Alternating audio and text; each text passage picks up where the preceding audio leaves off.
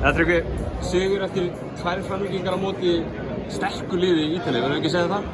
Jú, það alveg létt að segja það. Þeir eru náttúrulega með mjög gott lið og vantir nú nokkrar stjörnur en þeir eru með hörkugott lið og hafa alveg svakalegan hæfileika í liðinu og við náðum bara að berjast nógu vel og berjast og vinna bara með orku.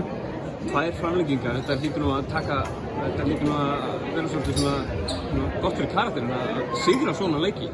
Þetta er bara ótrúlega stórt skref. Ég sagði nú bara held ég einhver viðtali hérna fyrir 2 dögum að við þurfum að kunna að klára leiki og ég held að við höfum bara sannað það í dag. Þó að hafi mist ekki síðan og náðu að klára það í síðasta. Risaleikur hjá þér út með tröllatvennu, einhver 30 stig, 20 frákost og sko með 5 varin skot í fyrri hálfleikum. Leið vel í dag, eða ekki? Var svona nokkuð vel held ég.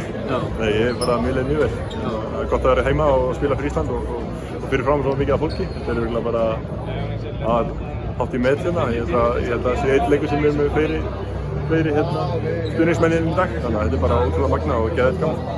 Riðillinn 4 lið, kannski fyrirfram haldið að þið verður svona mest að berjast við Holland í þessum riðli, svona á þess að vera dónalegur, skilur en nú eru búin að vinna Ítalíu, þú veist að horfa bara björtum öðum fram á næstu leiki.